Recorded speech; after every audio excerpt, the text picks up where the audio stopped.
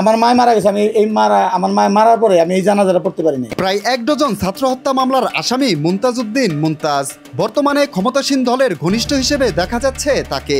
একসময় আওয়ামী লীগ রাজনীতি করলেও বোল পাল্টে তিনি এখন বিএনপি। এলাকা জুড়ে দিয়েছেন পোস্টার ফেস্টুনও।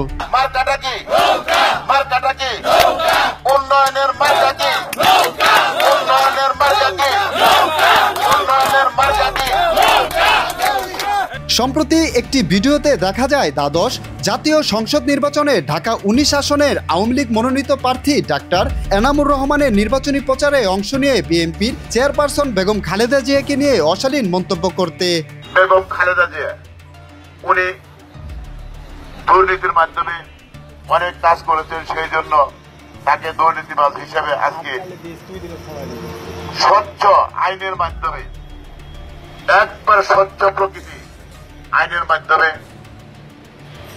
কোর্টের বিচারের মাধ্যমে আজকে তার দুর্নীতির অভিযোগে জেল হয়েছে।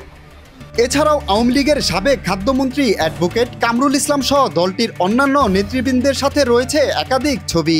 সেই ছবি পুঁজি করে এলাকায় করেন ত্রাসের রাজত্ব, চাঁদাবাজি, মাদক ব্যবসা সহ নানা অনিয়মের অভিযোগ রয়েছে তার বিরুদ্ধে।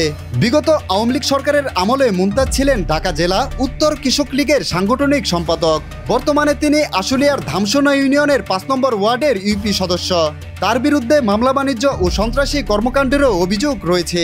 আমার মায় মারা গেছে, আমি আমার মায় মারার পরে আমি এই জানাজাটা পড়তে পারিনি। বেগম খালেদা জিয়ার নামে একটা বক্তব্য দিছে, বেগম খালেদা জিয়া দুর্নীতিবাজ, বেগম খালেদা জিয়া টাকা মাইরা খাইছে, এই করছে, বক্তব্য খারাপ ভাষা বলছে। আমি ওইটা 5 আগস্টের পরে ভাইরাল করে দিছি।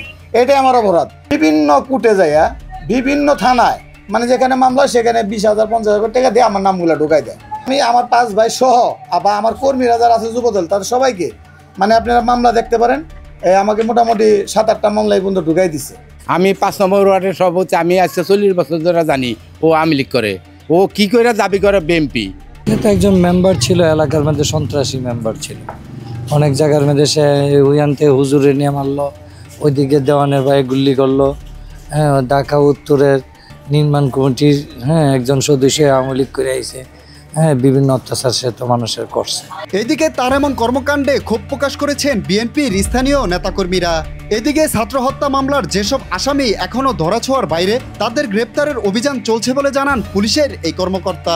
আওয়ামী লীগের কোনো লোক বিএনপিতে যোগদান করার কোনো সুযোগ নাই। কেউ যদি করে থাকে তার বিরুদ্ধে আইনানুগ ব্যবস্থা গ্রহণ করা হবে। আমরা আমাদের ঊর্ধ্বতন কর্তৃপক্ষ এই ব্যাপারে আমরা জানিয়েছি যে আওয়ামী লীগের কোনো লোক বিএনপির নাম ভাঙ্গাইয়া এই ধরনের পোস্টার ব্যানার করতে পারে না, এবং এর জন্য তাদের বিরুদ্ধে আইনানুগ ব্যবস্থা গ্রহণ করা হবে।